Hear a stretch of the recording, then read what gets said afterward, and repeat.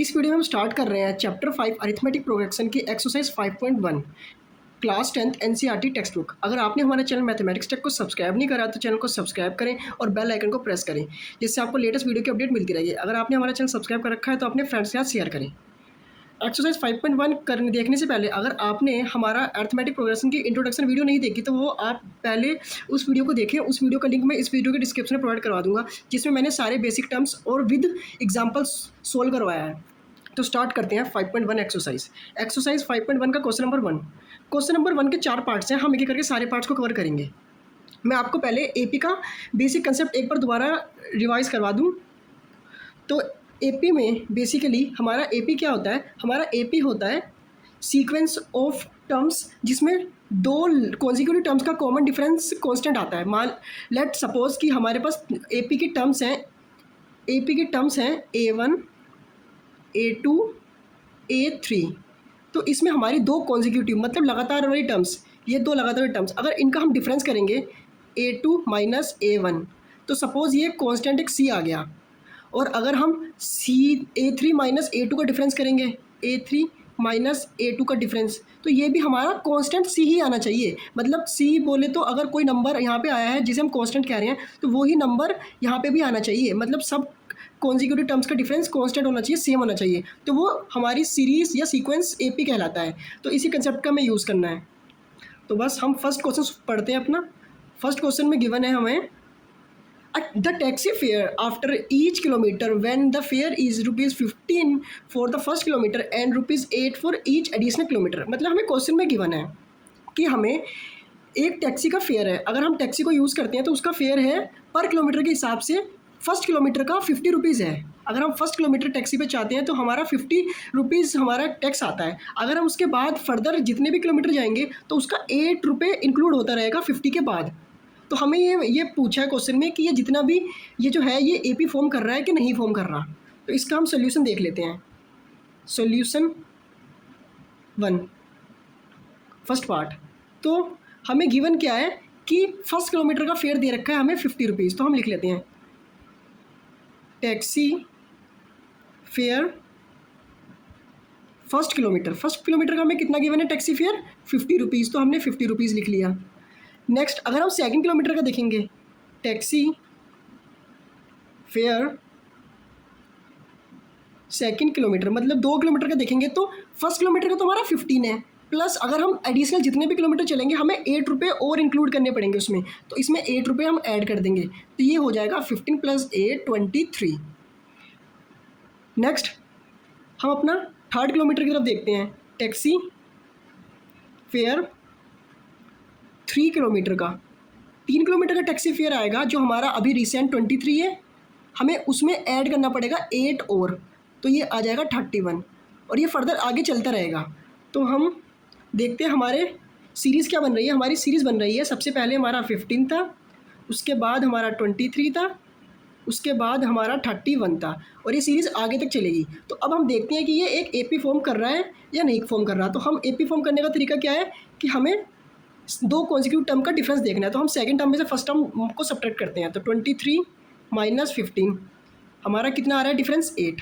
फिर हम क्या करेंगे, दो कॉन्जिक्यूटिव टर्म हमारी ये भी हैं तो 31 माइनस 23 इनका डिफरेंस भी 8 आ रहा है।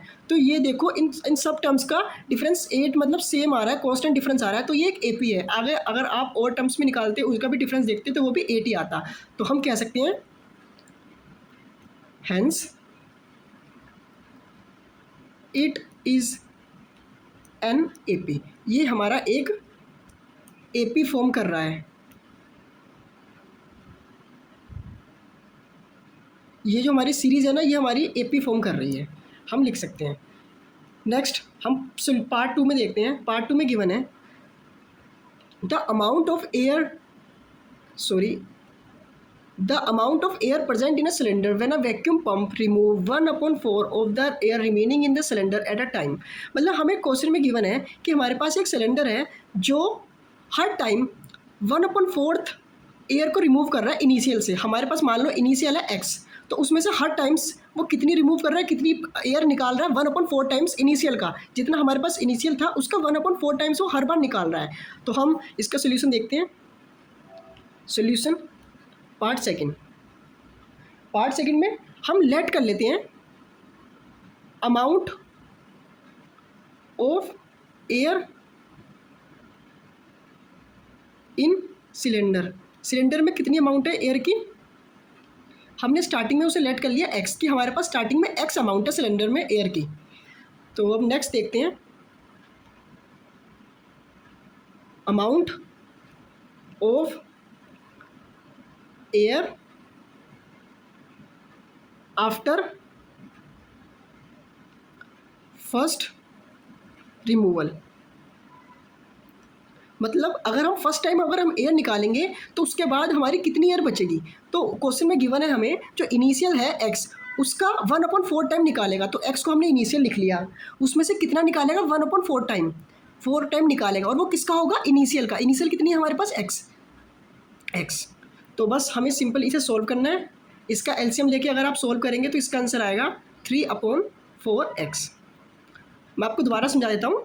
हर टाइम्स वो 1/4 रिमूव करेगा इनिशियल का। तो हमारे पास इनिशियल कितना था x, तो हमने x में से माइनस करा 1/4 और 1/4 किसका इनिशियल का। इनिशियल कितना था x, तो x माइनस 1/4x, तो इसका आंसर आ गया 3/4x। आगे देखते हैं हम। आगे amount of air left after second removal. अगर हम दूसरी बार रिमूव करेंगे तो हमारे पास कितना अमाउंट बचेगा, तो वो बचेगा हमारे पास अब इनिशियल कितना है, अब इनिशियल है हमारे पास 3/4x, तो 3/4x लिख लिया। उसमें से हमें माइनस करना है 1/4 पार्ट। तो 1/4 पार्ट हम किसका लेंगे इनिशियल का। अब इनिशियल कितना 3/4, तो 3/4x। बस अब हमें ये सॉल्व करना है। बस ये एक सिंपल टर्म से अगर आपको नहीं समझ आया मैं दोबारा समझा देता हूँ। हमारे पास अब इनिशियल कितना था 3/4x, तो उसमें से हमें माइनस करना है 1/4। तो 1/4 किसका माइनस करना है 3/4x का जो इनिशियल था, तो हमने ये लिख दिया। अगर आप इसे सिंपल सॉल्व करेंगे तो इसका आंसर आएगा 9/16। सॉल्व आप कर सकते हैं, नहीं तो टाइम ज़्यादा हो जाएगा, वीडियो की लेंथ बढ़ जाएगी, तो इसलिए आप सॉल्व करके देख लेना। अब next amount of air left after third removal. Third times हम रिमूव करेंगे तो हमारे पास कितना बचेगा हम देखते हैं। तो अब हमारे पास इनिशियल कितना था सेकंड टाइम, इनिशियल था हमारा 9/6, तो 9/16, तो हम इसका 9/16 था, तो हम लिखते हैं यहाँ पे 9/16x। और कितना रिमूव होगा 1/4 रिमूव होगा, तो 1/4 किसका इनिशियल का। इनिशियल कितना था 9/16, तो 9/16x। तो आप इसे भी सॉल्व करेंगे तो इसका आंसर आएगा 27x/64। आप सिंपली इसकी मल्टीप्लाई करा के और एलसीएम ले सकते हैं। तो अब देखते हैं हमारे पास एक सीरीज़ क्या फॉर्म हुई है। सीरीज़ में हमारे पास फर्स्ट क्या था, फर्स्ट था हमारे पास x, सेकंड था 3/4x, थर्ड था हमारे पास 9/16x। तो हम लिख लेते हैं फर्स्ट था हमारे पास x, सेकंड था हमारे पास, सेकंड कितना था हमारे पास 3/4x, थर्ड हमारे पास कितना था 9/16x, सॉरी 9/16x, और फोर्थ कितना था हमारे पास, लास्ट हमारे पास आया 27x/64। और ये आगे भी चलता रहेगा, बस हमारे पास 3-4 टर्म चाहिए, हमें इनसे देख लेंगे। हमें क्या करना है, सेकंड टर्म में से फर्स्ट टर्म को सेपरेट करके देखना है। तो सेकंड टर्म को फर्स्ट से सेपरेट करेंगे तो 3/4x - x, तो आप इसका एलसीएम लेके सेपरेट करके देखना, तो नीचे आएगा 4 और ऊपर आएगा -x। तो हमारे पास फर्स्ट डिफरेंस कितना आया है -x/4। सेकंड डिफरेंस हम क्या करेंगे, सेकंड थर्ड टर्म में से सेकंड को माइनस करेंगे, तो 9/16x - 3/4x। तो इसे सब्ट्रैक्ट करेंगे तो आप एलसीएम लेके सॉल्व करके देख लेना, 16 आएगा नीचे और यहाँ पे आएगा -3x। तो आप देख सकते हैं कि इनका डिफरेंस सेम नहीं आ रहा, इनका डिफरेंस डिफरेंट आ रहा है, तो ये एक एपी फॉर्म नहीं करेगा। आप और भी डिफरेंस देख सकते हैं, पर हमें 2 से पता चल गया कि ये डिफरेंस कॉमन नहीं है, कॉन्स्टेंट डिफरेंस नहीं है, हैंस हम कह सकते हैं hence it is not an AP, ये एक एपी नहीं है। फर्स्ट वाला हमारे पास एपी था, ये हमारे पास एपी नहीं है। थर्ड पार्ट को पढ़ते हैं। The cost of digging a well after every metre of digging when its cost 150 rupee for the first metre and rising by ₹50 for each subsequent metre. मतलब हमें क्वेश्चन में गिवन है, हमें एक वेल दिया है कुआं, उसे हमें अगर हम डिग करेंगे मतलब खोदेंगे तो उसका हर मीटर का हमें कॉस्ट कितना दे रखा है, ₹50 स्टार्ट फर्स्ट मीटर का हमें कॉस्ट दे रखा है। फर्स्ट मीटर अगर हम खोदेंगे तो उसका कॉस्ट दे रखा है हमें ₹150 और उसके बाद हम जितने मीटर खोदेंगे उसमें ₹50 इंक्लूड होते जाएंगे। तो हम इसका सोल्यूशन देख लेते हैं।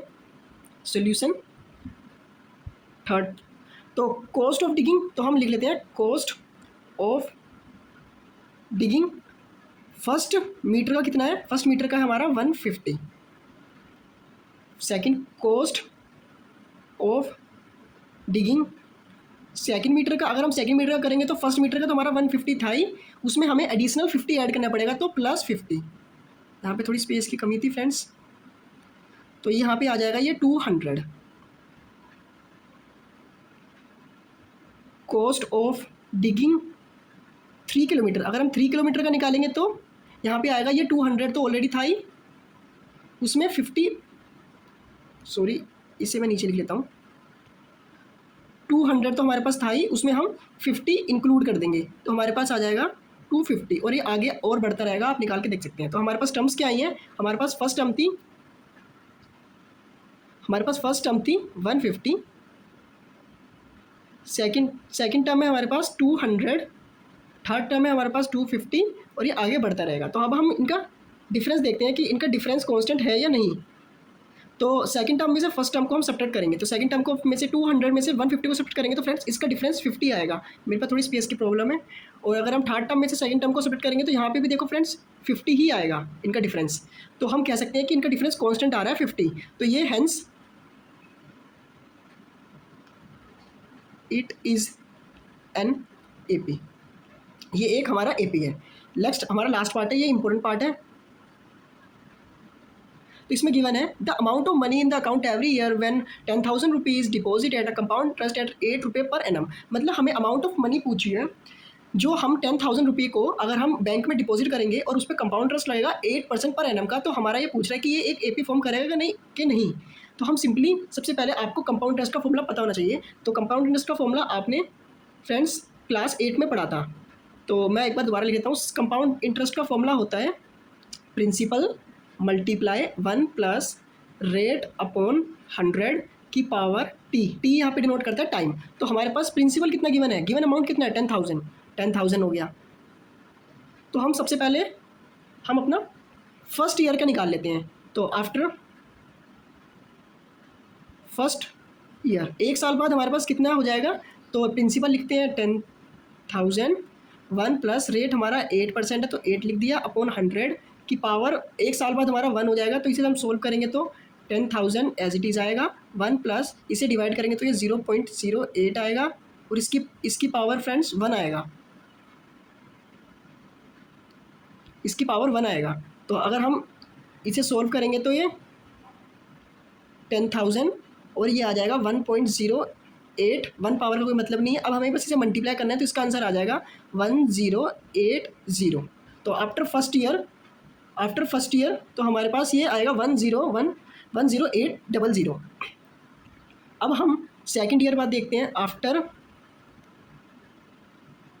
सेकंड ईयर के बाद हम आफ्टर सेकंड ईयर देखते हैं। तो आफ्टर सेकंड ईयर हमारे पास कितना आएगा 10,000, 1 प्लस रेट कितना है 8% अपॉन 100 की पावर 2।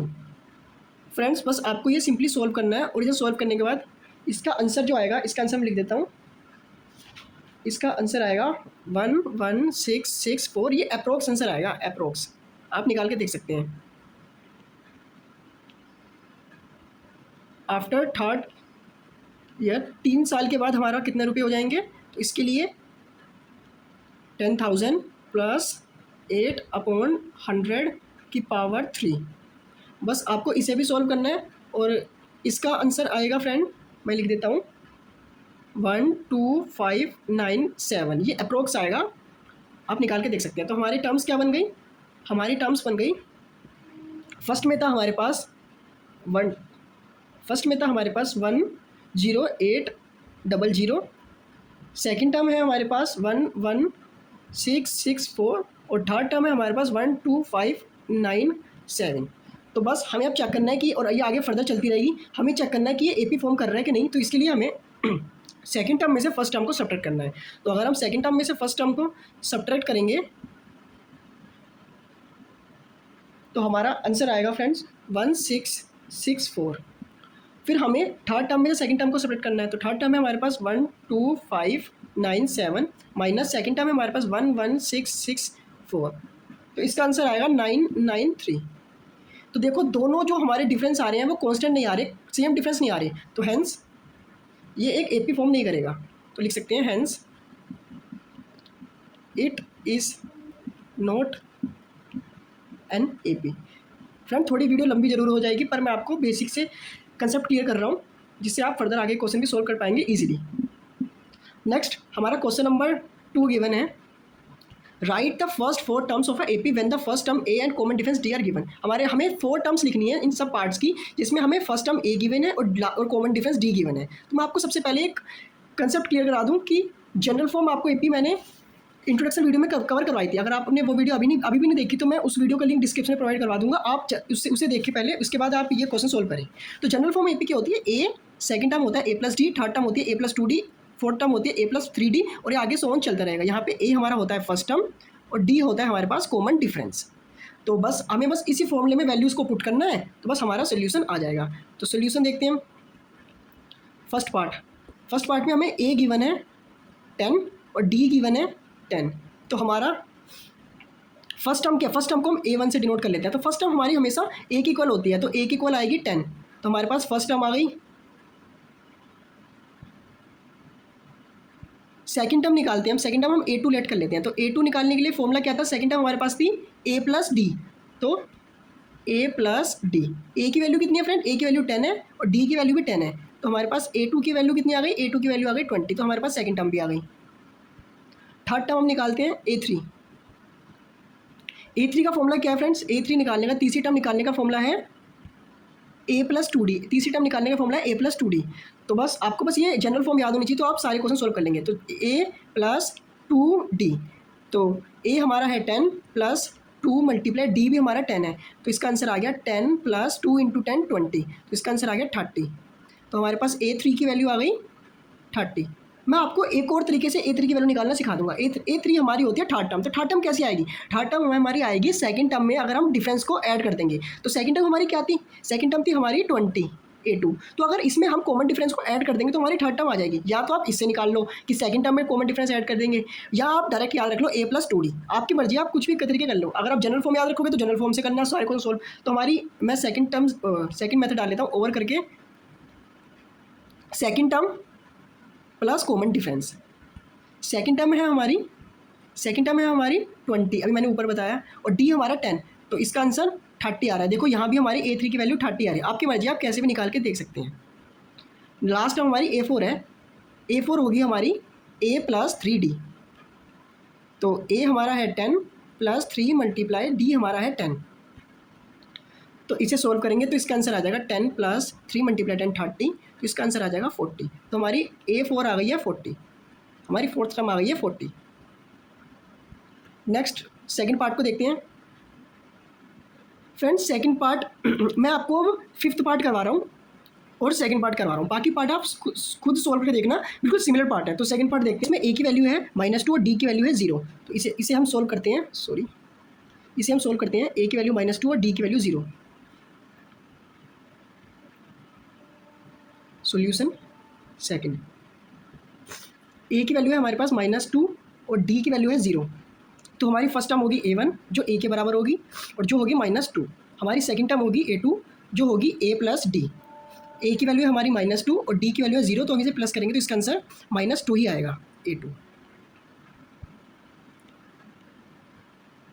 थर्ड टर्म है हमारी a3 जो होगी a प्लस 2d। a है हमारा -2 और d है हमारा 0, प्लस 2 मल्टीप्लाई 0। तो इसकी वैल्यू भी -2 आई है। और लास्ट टर्म हमारी होगी a4, ये होगा a प्लस 3d। तो ए की वैल्यू -2 प्लस 3 मल्टीप्लाई 0, तो -2 इसकी वैल्यू भी -2 ही आएगी। तो हमारे पास सारी टर्म्स आ गई हैं, ये A4 है, तो हमारे पास सारी टर्म्स आ गई हैं। तो आप देख सकते हैं ये A4 है, ये A3 है और A2 है। सारी टर्म्स हमारी -2 आई हैं। तो फ्रेंड्स ये भी एक AP फॉर्म कर रहा है, -2 -2 -2 -2, क्योंकि इसका जो कॉमन डिफरेंस D है वो 0 है, कांस्टेंट है। अब हम नेक्स्ट पार्ट देखते हैं इसका। नेक्स्ट पार्ट आप मैंने आपको पहले बताया कि फ्रेंड्स आप खुद ट्राई करना। थर्ड पार्ट और फोर्थ पार्ट मैं आपको फिफ्थ पार्ट करा रहा हूँ, नहीं तो वीडियो बहुत लंबी हो जाएगी। फिफ्थ पार्ट में ए की वैल्यू है -1.25, डी की वैल्यू है -0.25। अगर आपसे थर्ड पार्ट और फोर्थ पार्ट नहीं हो पाए तो आप कमेंट करना, मैं इसकी वीडियो बना दूंगा एक और। तो फिफ्थ पार्ट की वैल्यू ए की वैल्यू -1.25 और डी की वैल्यू -0.25। इसे सोल्व करते हैं। सॉल्यूशन